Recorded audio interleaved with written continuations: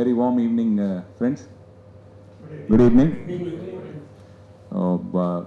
First of all, we apologize for the delay in starting the meeting because there was a lot of delay in people joining us due to the traffic. So, with that said, we'll just want to start. So, this is our 75th program for this year under the chairmanship of Mr. V.K. Raman. So, a round of applause for that. And this is our 6th program, which is being collaborated with IIF Chennai chapter and MMA. So, to get things started, I now request our chairman of IIF Chennai chapter, Mr. V.K. Raman, to welcome the gathering. It's my immense pleasure to welcome you all for this wonderful program.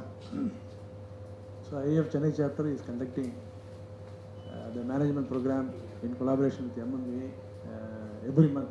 So, we started this journey in the year 2022. So, we are continuously doing that without missing any month. So, I welcome Mr. R. Krishnamoorthy, business consultant, who is going to talk about the importance of corporate governance and compliances in organization, which is a relevant topic for all the professionals to understand the requirements and compliances. So, on behalf of Chennai chapter, I welcome all the IIF members and the MMA members and also Mr. R. Krishnamoorthy. Now, I request our council member, Mr. Hema Prasad, to introduce the speaker to the forum. Thank you. Thank you, sir. It's my pleasure to introduce today's speaker, Mr. R. Krishnamoorthy. He is a fellow member of Institute of Chartered Accounts of India and Certified Information System Auditor, USA, with over 30 years of extensive experience in all facets of accounts and finance, taxation, internal audit, operations management, ERP, planning and implementation. He is a strategist and a competent leader with excellent analytical, business enhancement, leadership, and people management skills to manage change. He works closely with the top management in achieving of his objectives. He has a rich experience in applying advanced skills in financial analysis such as budget setting, expense variation analysis, and financial consolidation, investigating and resolving potential project revenue leakage areas. His expertise in identifying the opportunity areas to save costs and to run the operations in efficient and effective manner, thereby helping the process in reducing operations costs. He is an excellence in monitoring the overall functioning of process, identifying improvement areas, and implementing adequate measures to maximize customer satisfaction level. He is having over 30 years of experience, have diversified and rich experience across manufacturing, hospitality, oil and gas, consumer goods, and ITS. So now the floor is yours, sir. Thank you. Thanks for it. Can you hear me? Thanks for your warm introduction. From the resume you would have read about me, there's nothing about corporate governance. Okay, so that is good. So why I'm saying that is my presentation is going to be in two parts. One is, it all sounded more like an engineer than a chartered accountant. It spoke about process, transformation, cost optimization, other things. It is an area which I am very much interested, and I always enjoy speaking to non-finance persons because I consider myself more a process person than a chartered accountant. And on a 30th evening, when there are better things to do, coming for a meeting on corporate governance, so many of you, I thank you for coming here. The traffic, let's blame it on the Chennai traffic for the time. It took me 1 hour 45 minutes to come from Medavakkam to here, so I can imagine how tough it was been. So let me not increase your pain by spending a lot of time on presentations. It's going to be very simple. The importance of corporate governance and compliance. Actually, compliance is a subset of corporate governance, right? Corporate governance is a very, very vast area which cannot be, I can't do justice in 45 minutes. So it is going to be at a very high level. But at the end of the day, whatever knowledge, limited knowledge, I hope I can pass on something to the participants here. And again, I am not an expert in this field. It is a disclaimer and a forward. But if there are questions, I'll do my best to answer them. So, see, what I'm going to do is, I've got a few slides. They are placeholders, and the slides are not going to have any content. So, I will not read the slides because they're not much to be read. But anything you start, you should understand the origin. I'm going to go back 400 years. So in the next 45 minutes, to come back from 400 years now, it's going to be too long, but I'll try to make the Back to the Future, I'll make it short. Why I'm calling it as a 400-year-old concept is, it all started in early 17th century. A lot of the British East India Company, the Dutch, the Danish, and all these guys wanted to look at the fortunes which are available in the East. So they formed joint stock companies. That was the first of its kind joint stock companies, where a lot of moneyed people invested money into the business. But this was very, very simple. They were not definitely doing the kind of business what is expected. They came to plunder money. But why I'm saying this is, that is the first kind where a joint stock company, then the corporate governance started. The British East India Company at one point of time, between 1608 till 1857, they controlled 50% of the world's trade, right? They're huge. At that time, I think India had the highest, it's supposed to be with the highest wealth GDP by current measurements. They controlled 50% of the trade, and they had an army of 260,000 soldiers. A company having that was British East India Company. Likewise, you had the French, you had the Danish and other things. Then the first, we have heard of nationalization only in the late 60s and other things when Indian government nationalized a lot of companies. The first nationalization started way back in 1858. I think it was most after the first war of independence, when the British Crown took over the East India Company and annexed it and made it into a British, we became a British Commonwealth. So that is the starting point of thing. The current model, what we see today, corporate governance is very, very, it's just less than 50 years old, 1970s. All good things as well as bad things happen, starts only in the US. US has been the bellwether or the trendsetter for right as well as wrong reasons. But why did they have to do that?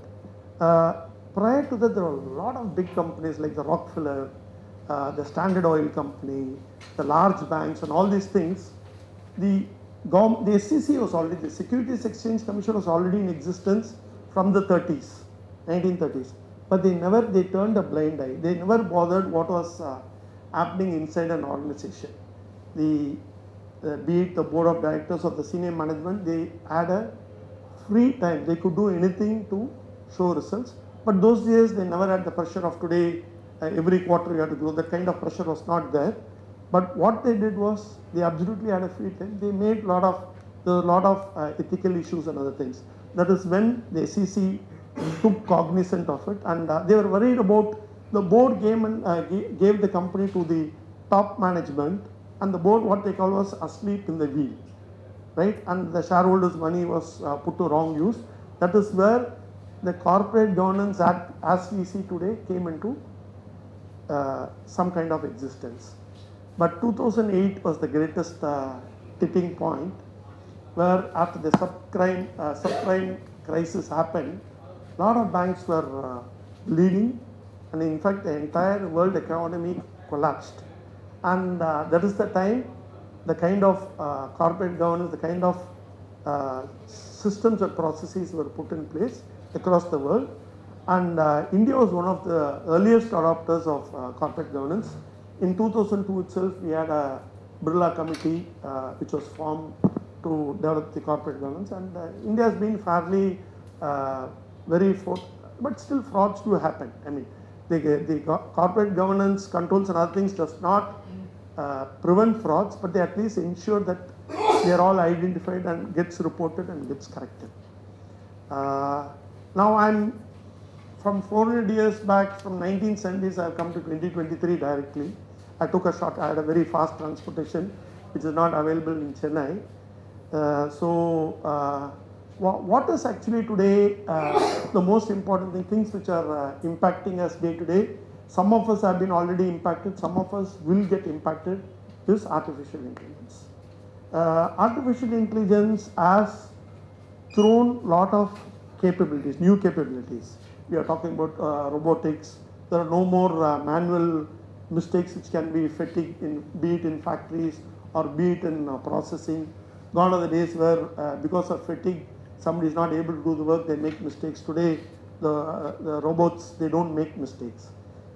It has created great opportunities, but also there is the flip side of any development is it has started AI, people will lose jobs, right? And then ethics, like take the example of a driverless car, right? It is a narrow artificial intelligence. It's not artificial intelligence. You can only drive, that software can only drive a car. To engineers, I hope I'm saying I'm not going something which is not technically right. But the biggest ethical question is, if I'm a driver, I'm going on a road, I see an obstacle, I see a child crossing the road. I know ethically I can, they are saying the machine is learning, but typically it's a question in which the machine will find it very difficult to form a judgment, which one should I avoid. It will say the impact on hitting the object will be more disastrous to the car, so can I hit the child? Those kind of questions are coming up. So, but AI is really, it's really disruption, and the companies which have adopted AI have really taken a lead over the rest of the companies. And the other biggest debate which is happening in the corporate world is, you would have heard about ESG. ESG is environment, social and governance. Gone are the days when the responsibility of the CEO of the organization was only to maximize the wealth of the shareholders. Today you cannot do that. There are so many people, there are so many activists watching the organizations. Today you make profit, you have to do it with a conscience. So you have to give it back to the society. You cannot do something which can impact the environment. And a lot of things are happening. But ESG is a very, it's a twin, double-edged sword. Why I'm saying that is, at the end of the day, business is all about making money, but in an ethical way. So the ESG is going through a lot of debate. It's not that it's a great blessing. It is sometimes for some kind of business, it's like a millstone around the thing. So this is a constant debate happening whether ESG in today's form is it, but it's a challenge which companies have to definitely take cognizance. And the other thing which has happened now is today, earlier directors of organizations, they had a lot of what is called the wiggle room. If there's a tricky situation where they have something has gone wrong in the organization, he can say the CFO did it, or he said somebody was taking care of the plant did it. The directors could get away with saying such things. Reason being is saying, I've already given them you can only delegate responsibility, but authority, you can delegate authority but not the responsibility. The responsibility today is with the directors, and gone are the days where the director could get, typically when I used to work 15-20 years back, every year they used to, especially working for multinational companies, they used to come and take a letter from us saying that you are not violated any rules and other things. That was done to protect the interest of the directors. They say, no, we ensure that people are honest. If they are not honest, it's not my problem. I don't think this is something which is possible to do today. Today, the director is supposed, in 2013 Companies Act, very clearly said simple things like something called internal control over financial reporting. As even though your engineers are not in the lookout, but it's definitely financial reporting is not the responsibility of the CFO. It is the responsibility of everyone who's in this organization at a senior position. Say, suppose we are responsible as an engineer, we are responsible for inventory. In the books, in the general ledger, if I am saying I am carrying 100 crores of inventory, and if it is not, in reality it is not there, it's not the problem of the CFO, it is the responsibility of everyone. So today the IFC is something the director is supposed to say, I have tested the controls in the organization and I am certifying the companies following all the ethical practices, as well as the books are giving a true and fair view. Those used to be the responsibility then of the auditors to give a report, gone are the days. Now the director or as well as the senior management are equally responsible to the integrity of what is being reported. So we cannot say the CFO, the finance team will take care of complaints. They will not take. All of us are responsible for complaints in our respective areas. So I see. Why am I getting this view? Okay. Yeah. Can somebody identify who's this gentleman? Sorry, sir. Okay, not to worry. It is not a. There's no. If we don't know him, it's okay, sir. But just this gentleman is. He was in the news this month.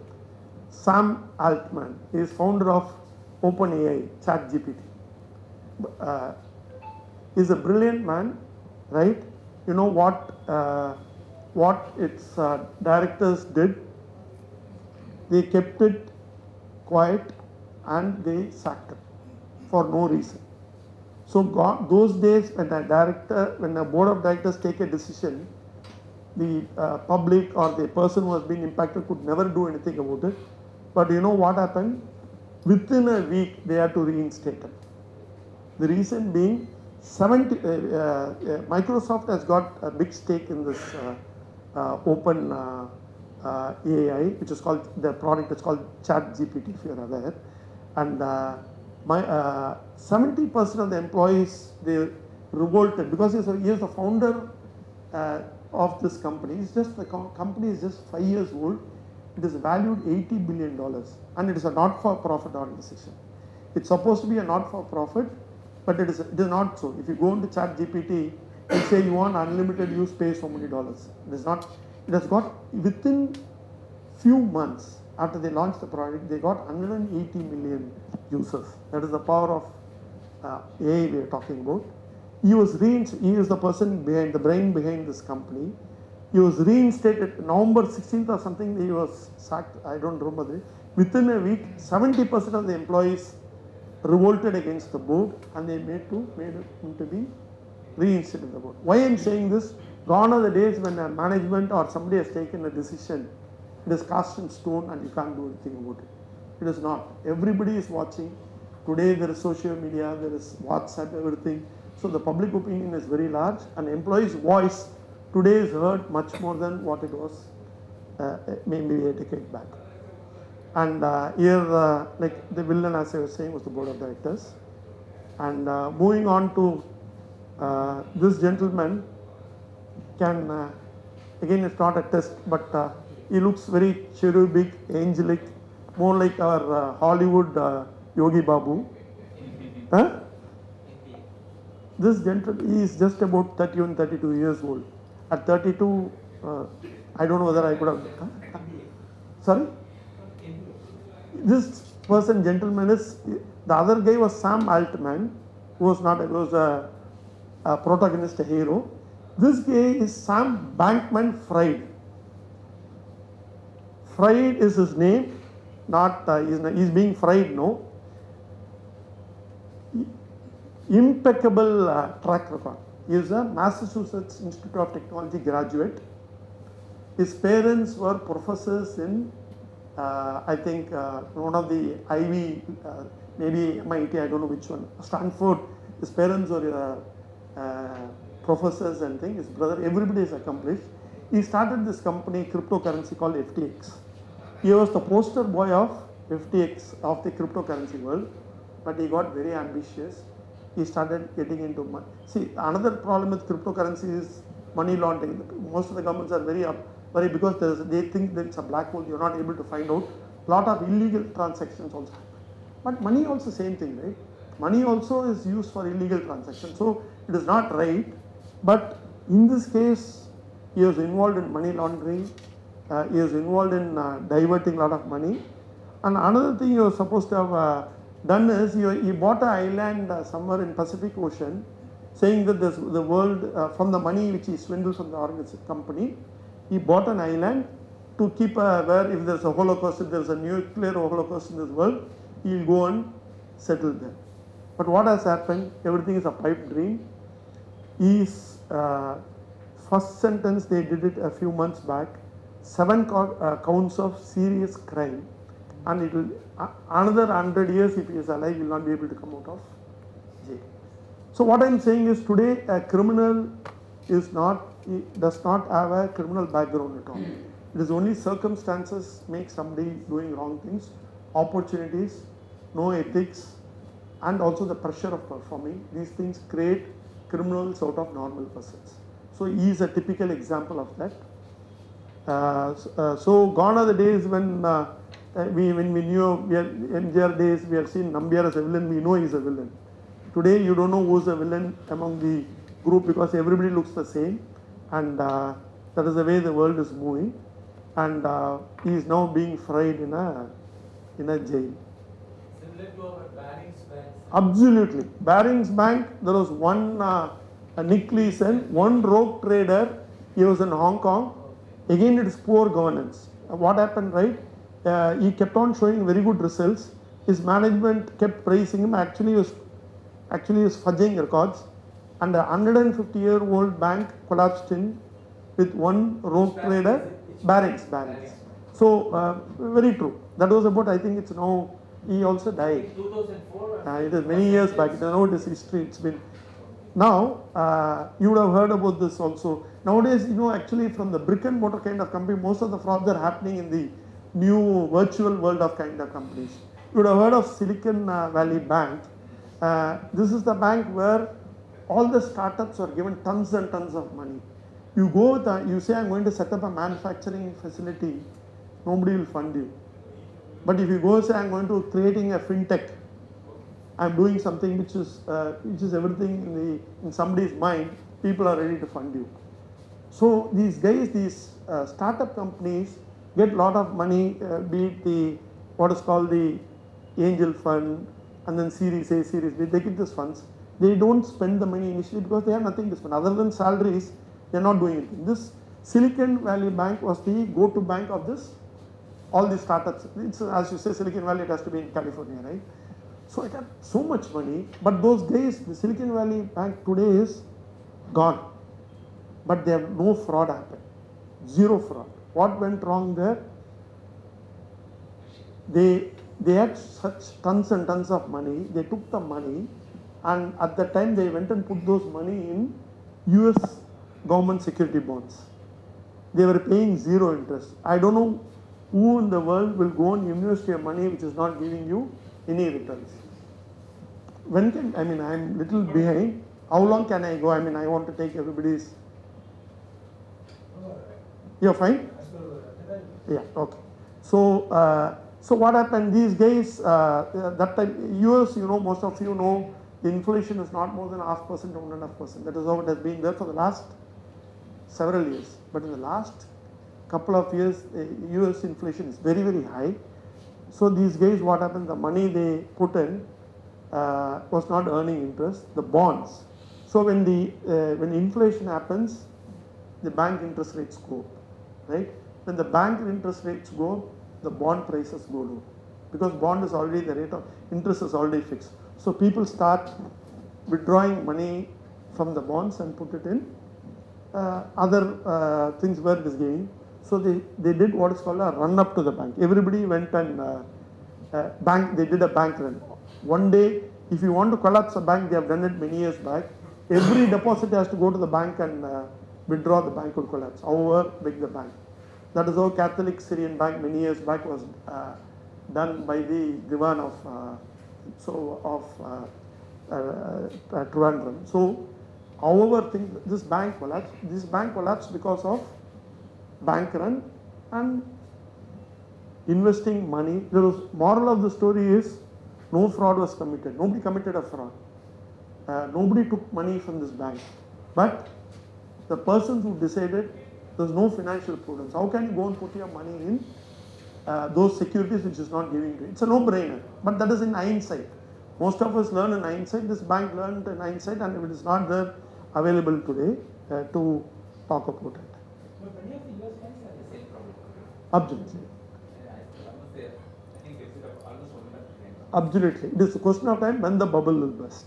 That is all. I think also in the interest rate comes to the treasury rates, so the treasury bonds may be coming to the price they want to purchase. Until I think they are not allowed to book the loss. Absolutely. So the loss The capital will be wiped out. There are no mark to market there. They don't do in India. Exactly. Absolutely.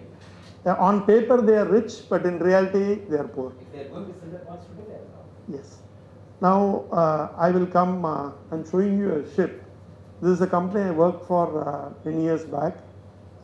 It's called ExxonMobil. So ExxonMobil at one point of time, when you carve out and do it, it was the 8th or 9th. I'm talking about many years back. If you call it like a 9th richest country in the world, that was the kind of wealth of ExxonMobil. Oil spill.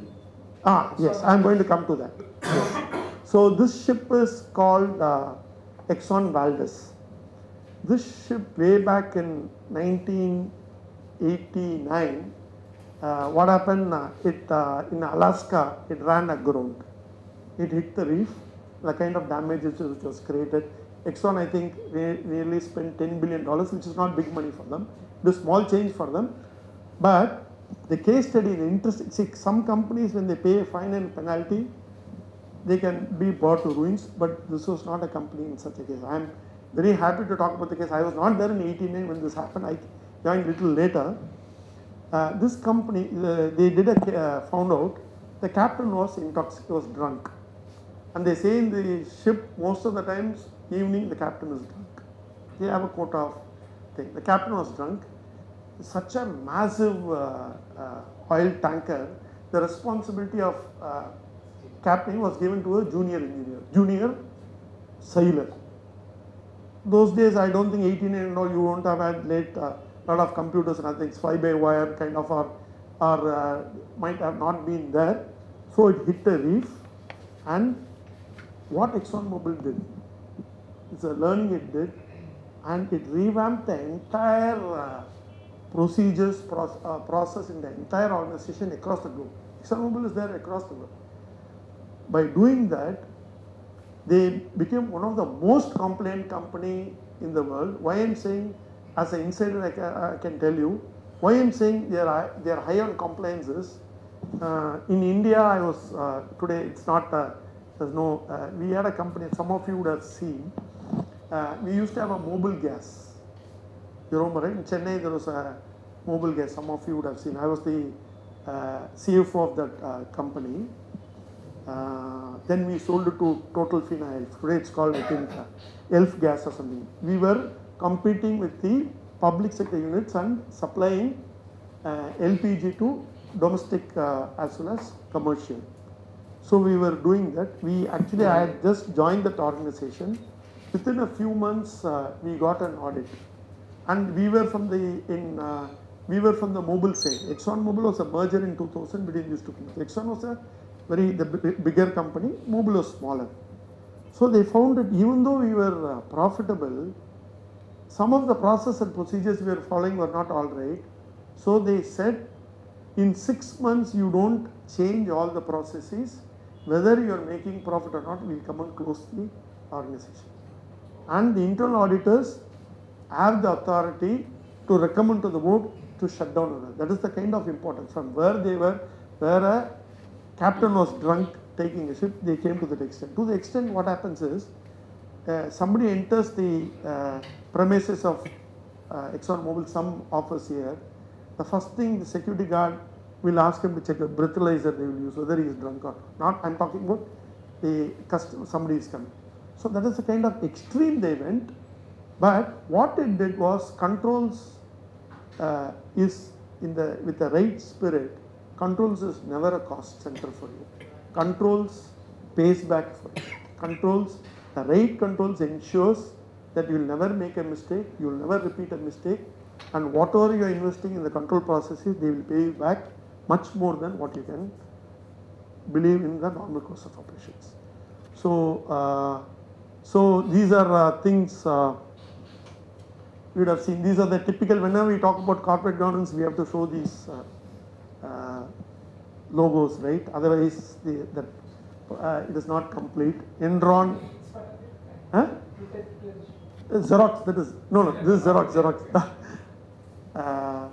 Enron, of course, many of you would have heard. Again, it was and the CFO and CEO, CFO got together and did a lot of window dressing. Not that they would have got a bonus or nothing. They didn't rob money from the organization, but what they would have shown results. They would have hidden the loans and other things.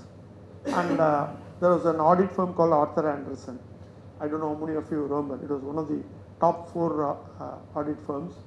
Because of one of their partners helped Enron hide things, Arthur Andersen across the world was shut down, including in Chennai. People lost jobs. And again, that is the power of corporate failure. A mistake being done somewhere can impact elsewhere. If somebody catches cold in US, he will sneeze in Europe, right? That is the kind of corporate governance, that is the issue. Nirav Modi, of course, all of us know, so I don't want to talk about it. Nirav Modi is a clear case of fraud, where a bank, but it is a reflection on the Punjab National Bank's poor systems, where they never let there was an officer who was there for 15 years, 20 years, nobody touched him. He didn't change his job, he didn't take a promotion because he was getting whatever from Nirav Modi was getting. And Nirav Modi was selling, not diamond, he was selling stones, glass stones. I have bought something, I don't know whether those days, it used to be called Nakshatra, I don't know whether it's really good, I have not checked it. Xerox was a wrong reporting, not fraud in the sense, but wrong reporting done with the intention of showing rosier results. But they all got out of it. Xerox is not any issue. Satyam, all of us know. Satyam, the 3 months before the scandal broke out, Ramalinga Raju was called the CEO of the year. They were given the Golden Peacock Awards. Absolutely, yes. To get the Golden Peacock, you would have given them gold, okay? So he was within, see, that is what perception, right? They thought the best, when somebody gives a CEO, within 3 months, it broke out. The auditor signed that they had about 7,000 crores in the bank, but they had 0 rupees in the bank. So again, this is a failure of corporate governance where the CEO, CFO was dishonest. The statutory auditors also were either inefficient or colluded. So corporate governance, most of the cases happen in the highest level, people are not honest. But a lowest guy also can cause, like your Baring's case, he was just an executive. So anybody can cause a large organization to come to its knees. That is the kind. In Satyam, the company was not closed and it was only merged and. Satyam, what happened here? It was one of the best IT companies in India, along with the top thing. Mahindra's took over. Mahindra's took over. That time the share was 7 rupees. We were all, in fact, we were in that time in the same account. All of us were working. We were speculating whether to buy or not. We were considered no, we shouldn't buy. It is already a dead company. People who bought that time, they made a lot of money. So the entire lot of since the company was good, the customers didn't leave them. The customers didn't leave. No job loss. No job loss, sir. In fact, Mahindra's took over. They got a what you call an excellent company with a customer, great customer at a song. That is how Mahindra's became one of Tech Mahindra. That's what we call it today. So, but it was a fraud, sir, and it was a big fraud, and there was siphoning of money, because siphoning is also the biggest thing. Not that they rob and they run somewhere.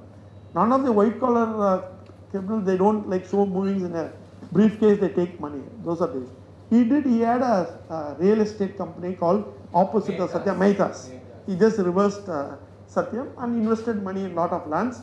Their politicians also would have been involved. We don't know. Non-existent employees were on the payroll. Absolutely, everything is possible. And probably in this slide you can include Kingfisher, No, then I'll be only talking about fraud. So I left it to a few. So what is the story of Baiju? Baiju, no, so much. Baiju is again poor. See, Baiju. See, it's a education company, right? So I hope I'm not taking. If somebody sees time, I'm worried. Okay. Yeah, no, because people also have to leave. It's already 8. I'll wind it up in the next 10-15 minutes. Baiju's, to my extent, was their valuation was absurd, right? See, they never had the kind of children, right? Baiju's is what they're selling educational thing. Their valuation was completely wrong. They didn't publish the results of their operating loss was so high they didn't publish their annual account thing for nearly, they delayed. That is the biggest crime. When somebody does it, their valuation came down, and along with it, their reputation and other things. So, Byju's is a case, they didn't do any fraud. Byju's is not that, they can say that Byju's gentleman taken about, those are all speculation. It is a case of company greed to show results, they are not able, they didn't grow the way at which they took money. Because whenever somebody puts in money, the money goes to the founder, right? His stake goes up, his equity keeps coming down. Somebody like the SoftBank and other guys put their money, he takes away the money, right? It is not in the company. His stake, when he sells it, goes to his bank account. That is the issue. And he was valued at one point, I think he was a unicorn, right? His valuation was several billions. I don't even know the number, so I don't want to hazard a guess. One joke is whichever company sponsored the Indian cricket team, they were actually ran into losses. Sahara was one, Byju's was one, and a couple of other companies also. No, It's a joke, it's a joke. No, I agree. But all these companies were built on some deceit. Sahara was again, Trust. he had taken a lot of deposits from people and then he didn't pay. So he was in jail for several years. This is the political money, sir. Absolutely. Sir, They are not able to send refunds or fictitious names. absolutely. And but I think in this, the government, whichever government, we are not talking politics, they have tried to stem the rod because there are assets available, but I'm sure people would have lost money as well. Messi appointing Lionel Messi. Sir, please explain first. Then question and answer we can take last. Okay, sir. Okay, sir. So I agree. This is see, it's, coming to the thing. The corporate setup, all of us know, there's no brainer. But I'm saying that there are several stakeholders in it. It is not in a company. The stakeholder is not only the shareholder of the company, but at the highest level, the shareholders appoint the board of directors to run the day-to-day of the organization strategy. The board of directors, what they do is, they appoint a CEO. If the CEO is from the board, the shareholders have to appoint. Otherwise, the board of directors appoint the shareholders, and then the CEO is the face of any organization, if you have noticed. The CEO is the face of the organization, and then, but today what has happened, especially after all these issues, 2013 Companies Act has brought a lot of controls. Today there are a lot of committees are there in a board. Just like there is an audit committee, there is a nomination committee, there is a remuneration committee. All these committees are formed to ensure that the CEO is doing what is expected of us. And the CEO's role today is a very, very critical role. He is the face of the organization. And if the CEO is strong, not only in his business, as well as in the way he is doing the business, the company will normally thrive. Product comes later, a good CEO. But there have been also a lot of issues where a good CEO, once he leaves the organization just collapses because he has not done succession planning. So the CEO role today is very, very critical. He is the face of the customer, he is the face of the company, he is the guy who meets the investors, he talks to public, he talks to analysts and all these things. So his role is the most critical role, but a CEO cannot function on its own. That is where he needs senior management, and that is where the nomination committee, which is part of the board, helps them to identify the right kind of, they set the thing, what kind of people have to be recruited, what kind of remuneration has to be paid. All those things today are decided by the board. Even though we think our boss is actually giving us an increment, it is not so. In any organization, already compensation budget has already been decided. Then the kitty is shared among the senior management and the rest of the team. So the audit committee is a very, very important part. And today, by a lot of listed companies, you are supposed to have independent directors. Almost 1/3 of your directors should be independent. And independent directors, it's a very, those days, an independent director used to be close to the chairman, used to be a yes man. Gone are the days, you cannot. Today, if something goes wrong in an organization, the independent director can go to the GM. So today 2000, lot of independent directors are retiring. There are 2000 vacancies in India for independent directors. If any one of us can apply, but we will get, most of us will get appointments from companies from Delhi and other places. I'm not trying to be political or something. You have to be careful because they pay fantastic money. So independent directors are no more honorary few thousands, they share profits.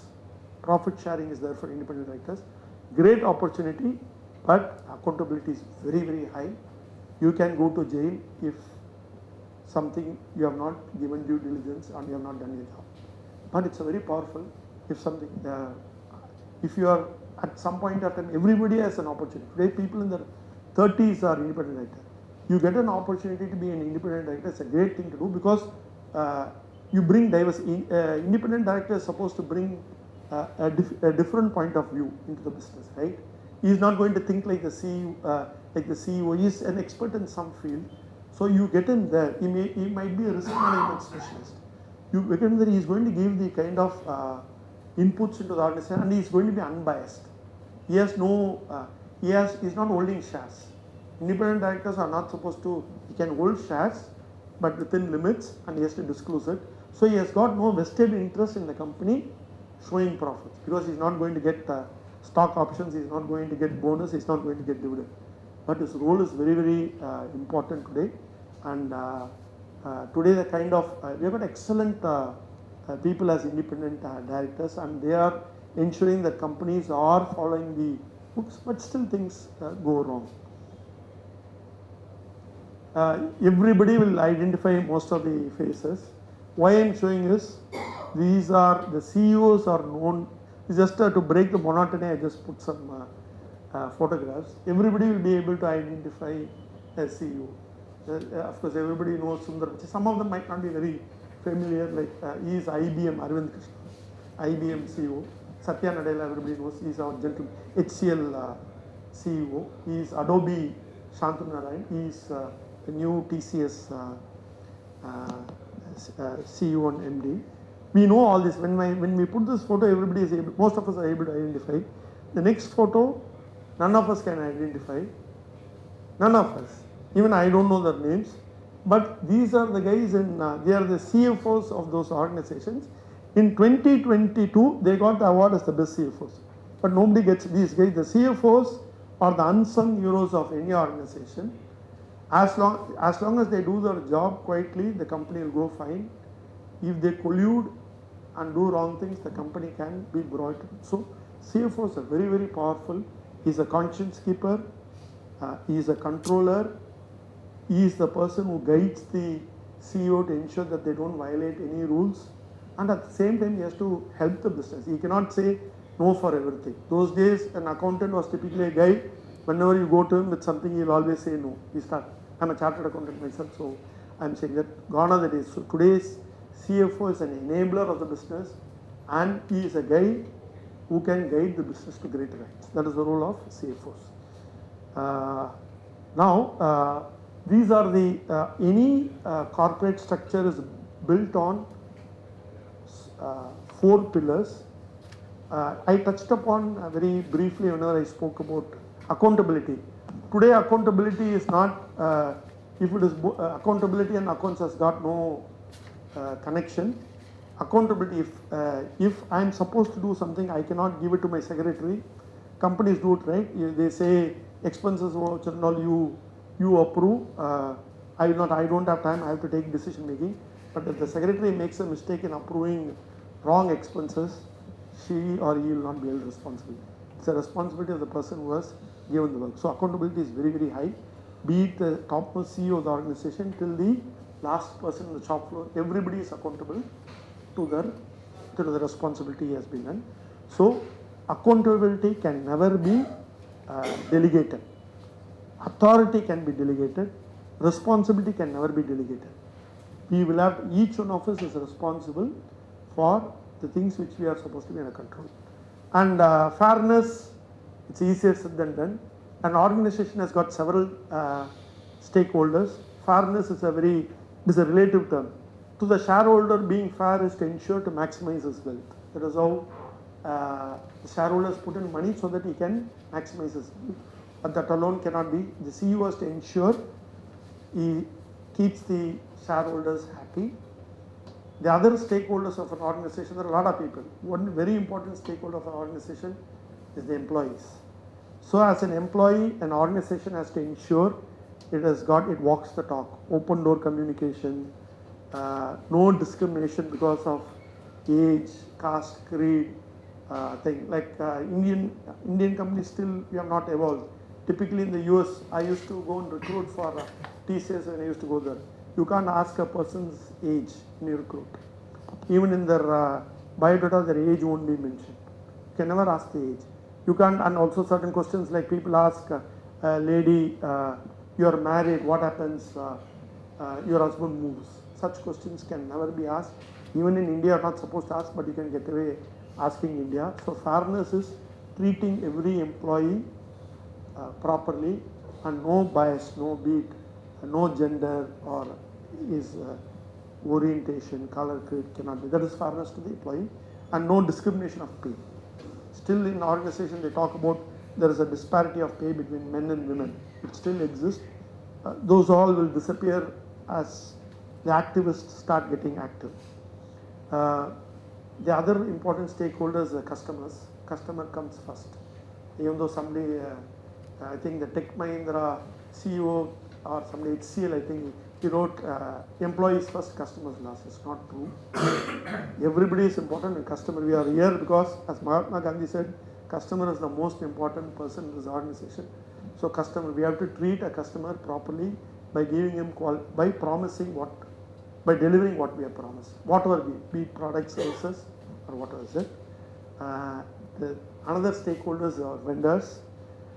Vendors are there who ensure that they give us the right products. We have to ensure that we pay them on time. That's the reason the companies like there are a lot of procedures where they are saying if you are taking money from the MSME sector, you are supposed to pay them within, the auditor is supposed to report. If you are not paying them on time, it will get qualified. Because MSME as a sector got killed for the last 10, 12 years without talking politics. Generally I am saying, because of the way the world is moving. So vendor is a very important stakeholder in the organization. So one needs to be fair to them also. Transparency again is a very, very relative word. Transparent does not mean being an open book. But as an employee, I should know if something is going wrong in the organization, I should not read it in the news. My management has to keep me informed. So again, the management should not, there are a lot of transparency, like on Indian CEO in US, he called in a Zoom meeting and I think he sacked 700 people or 1,000 people. That is not transparency. Transparency is when there is a bad news, I should know it first before it becomes a very grave news. I should be informed. And you would have seen from experience that the companies which have taken their employees into confidence during difficult times have always survived it. There are companies during this, especially during COVID, the CEO took a salary, he said, I will not take salary. All his employees, they didn't fire even one person. I forgot the name of the company, it's a small startup kind of company in the US. Not even one job they lost, and they bounced back, the employees stayed with them. So employees, you are the greatest strength of any organization, be it a large organization or even in your house. You take your household into confidence, they will never take money from you, they will never take. You treat them with suspicion and treat them badly, definitely they will do. So transparency is very important. And independence. Independence, especially at the highest levels, the independent director, just because he was appointed by the chairman, he should not be yes man to the chairman. You would have seen a lot of these companies, the board will have all family members or distant members. Those days are gone. So today a listed company cannot have a director who is not contributing, like any other position as well. I'm skipping these slides because I already spoke about them. Risk management I want to just quickly touch upon. Every one of us have to manage risk. Risk is there. Anything we do today, even to cross the road, there is a risk. So risk is part and parcel of the business. The companies which are able to identify the risks And everything, some risks are very, very small, you can ignore them. You need not even worry. But you need to assess the level of risk and then ensure that you address them. You monitor, it's a cycle, it's a continuum, right? It keeps on going. So risk management is a very important role of every executive in the organization. The best person to know if there is some risk or inherent risk is the person in that thing. The shop floor, I'm talking about a very simple, the worker will know much more than the CEO of the organization. So risk has to be identified and addressed. And we do business, definitely there is a certain amount of risk involved. And I spoke about independent director, so I'm not going to touch upon it. I'm going to skip those things. First part of the presentation over, the second presentation part will not be as long as the first part, so I'll make it. We finished the corporate governance part. Any questions? Now can I take questions, sir? If I know, I'll answer them. If I don't know, I will not fib. I won't lie. I'll say I don't know. Any questions, or should I go to the next part? Done, sir. Okay. See, compliance is today. Earlier the system was for compliance. Always a company had maybe a secretarial department. Still today also it has a legal department or somebody in accounts. Compliance is it's a license to operate. It is part and parcel of our business. It's our responsibility, be an engineer or a finance executive, we are responsible to be compliant. If something is violated, we cannot say we have not been, ignorance of laws, no excuse. But it's very easy to say that. So the easiest way to compliance is to follow the rules. But to follow the rules, I should know the rules. To know the rules is very, very difficult. See, look at India map. There are 28 states and 8 union territories. I don't want to go. I just looked at what are the central acts in India. There is 925 central acts in India. Okay, right from Aadhaar Act to, in alphabet I'm talking about. Some other act, maybe Z might be Zilla Parishad Act or something. So it is impossible to master the acts, right? So that is given. And ours is a federal setup. Each state has got its own. I went and saw on tamilnadugovernment.in. I think we have another 500-600 acts are there in Tamil. Likewise, the 28 states will also have. So it is impossible to know every act, but can we take excuse under it? Definitely not. That is where my following slides, I will share my experience how to follow the rules. So this is how things look in India, right? So there is a traffic jam, so the pavement has been used. In India, the traffic, there are 24 ways you can get penalized for a traffic offence. There are 24 different kind of. While you are going in a road, if you are blocking the way of some of you will definitely, most of you will be doing. If an emergency vehicle can be an ambulance or a police vehicle or a fire engine, you block the way. You know what is the penalty for it? There is no imprisonment. 10,000 rupees fine. But for me to give way, I should have varied. That's another thing. But this is for people who are doing willful blocking. So we should know the rules. Even a traffic rule in India is so complicated, like any part of the world.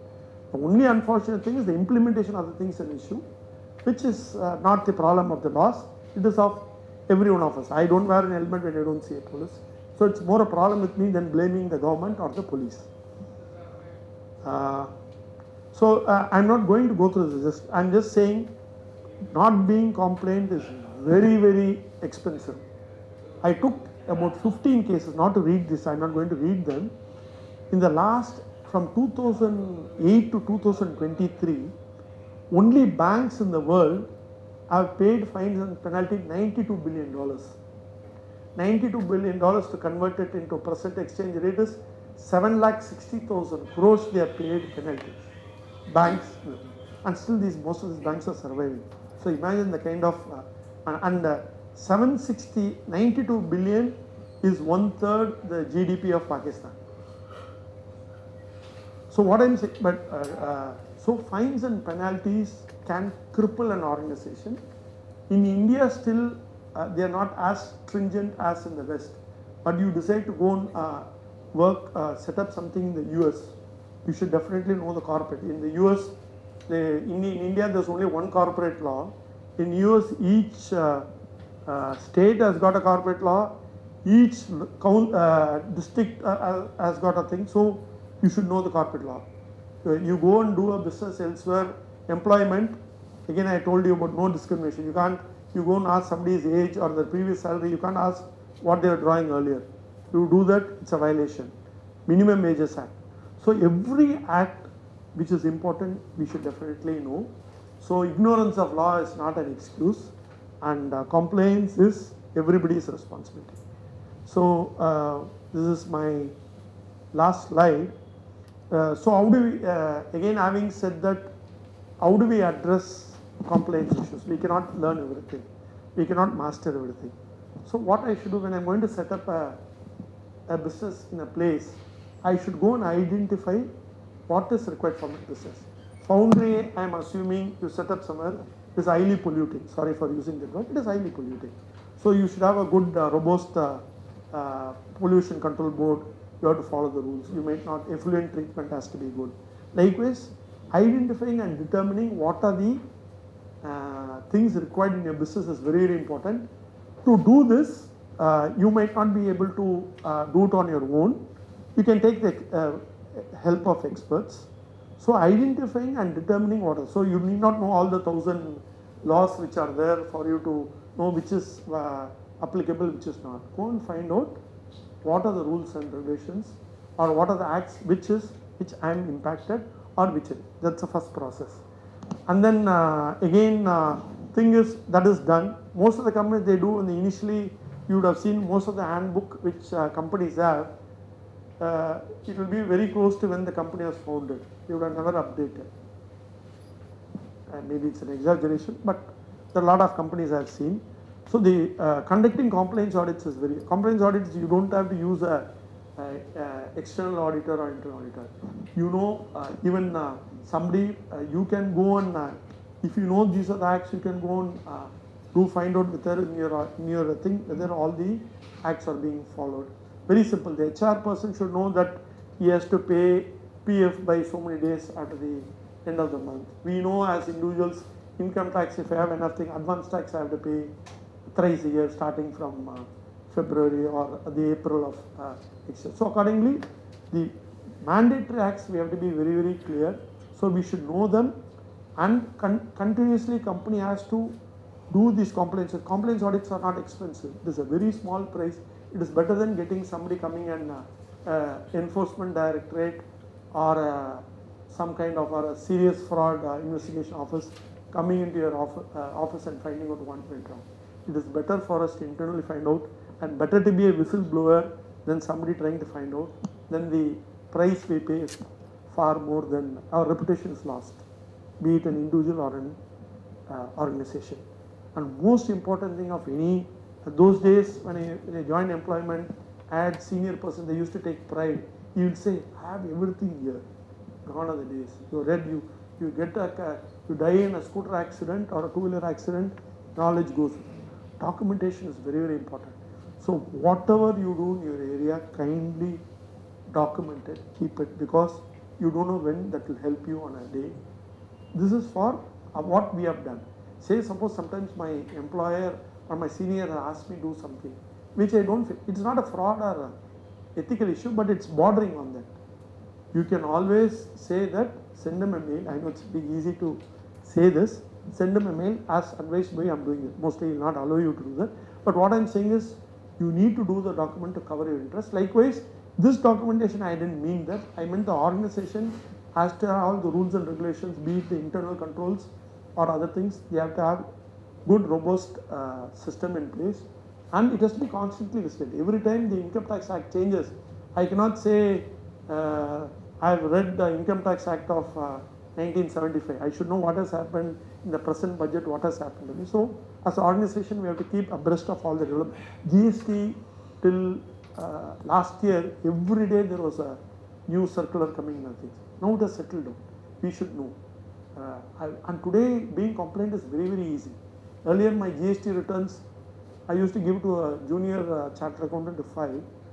Since there was hardly any transaction, they never bothered to do it on time. So I used to feel bad, I used to call them, I used to forget, and then every time I used to go and pay some small penalty. Most of the time it is nil returns only, because I work for some American clients where I'm not raising a GST bill, even though I pay it on the thing. So then I realized, then I went into the portal, filing the GST return is the easiest way to file a return. And again to I'm a chartered accountant, never pay your auditor to file your income tax returns. Income tax returns is the easiest return to file.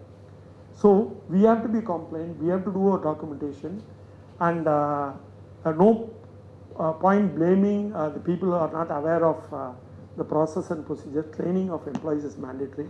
We do a lot of skill training, how to operate a machine and all those things we do it in organizations. But we rarely spend time on training on compliance and other things.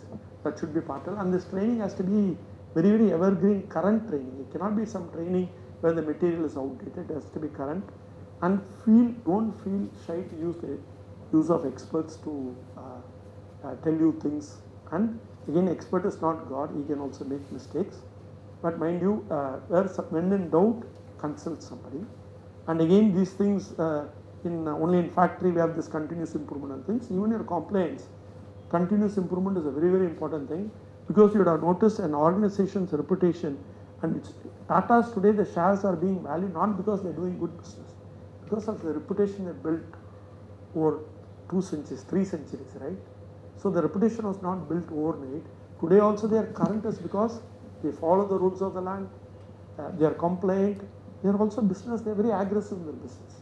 So, but working in Tata's, I can tell you this is a continuous, we have to keep learning.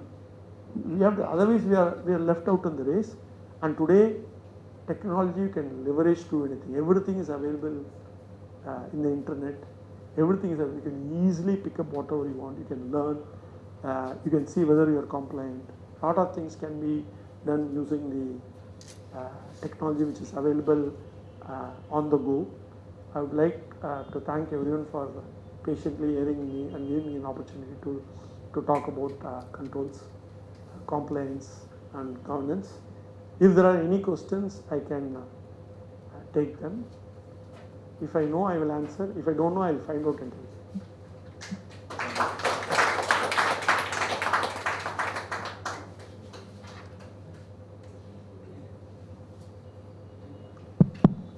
Friends, do we have any questions for Mr.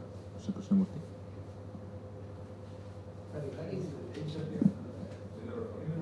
Sir, regarding environment now, people are very conscious about environment. And green fashion is a term now, green fashion. We are very conscious about environment now. Recently we have, like, RI Savai can stop not till the goal is reached. Like RI. Recently we have woken up to environment and Absolutely. because it's life is a cycle. Vasudeva Kudumbakam and Modi ji. Now, so adapati Like, I'm not an authority, but what I can say, that is where the ESG ESG, see today, ESG is the biggest, in fact it is a raging subject in the world, including India. Why ESG is also relevant to India is within India it's also thing. And today there are a lot of Indian multinational companies which are available. All our top companies are multinationals, right? They are not only in India. So every one of us is impacted by ESG. But today the challenge with ESG is, at what cost will you protect environment and social things if your business is not making money? So it's a double-edged sword. I think organizations today are more cognizant of their environmental responsibility, their CSR for that matter. I'm sure what organizations were about 15-20 years, they are far different today. But there is always much to be done in this area. But companies are facing too much pressure to be very carbon zero footprint, they're talking about. So reduce travel, reduce wastage, reduce effluent, everything, a lot of effort is going on. So I think we are on the right path, but we want development. We are saying we want we want power, we are saying, but we still in India, coal is used, maximum coal is being used for generating electricity. even today. I don't think it's hydro, nuclear or sun, solar power is a long way to go, but even that's the thing. So we will keep burning coal. There's no other better way of doing it. But companies, organizations have become more concerned and vigilant because a lot of people are watching. Thank you, sir. I think due to paucity of time, we can Sure. take the questions Sure. over the dinner time. Sure. So now thank our speaker for the day. To felicitate, I now request Mr. K. Dayalan, past chairman IIF Southern Region, to felicitate the speaker with a traditional Angavastram.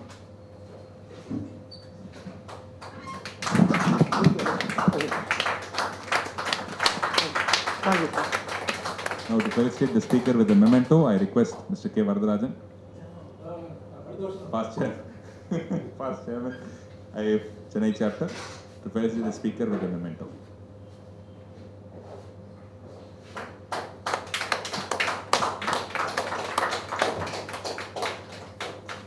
Thank you, sir.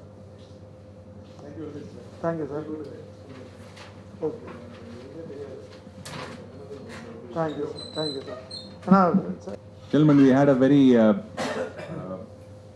good topic today on corporate governance and compliance. So we'd like to thank all the members who attended the program here today. And we would like to thank our speaker for the day, Mr. C.A. Krishnamoorthy, a business consultant, for taking time off his busy schedule and making us rich with knowledge. Further, we'd like to thank all the members who joined us on time and being such a wonderful audience. We from the Chennai chapter will be conducting many more such interesting programs, and both physically and virtually. We'll be keeping you informed of the same, requesting you to join soon. And also wishing you all a very happy new year, 2024. Let's all have a wonderful year ahead. Thank you so much.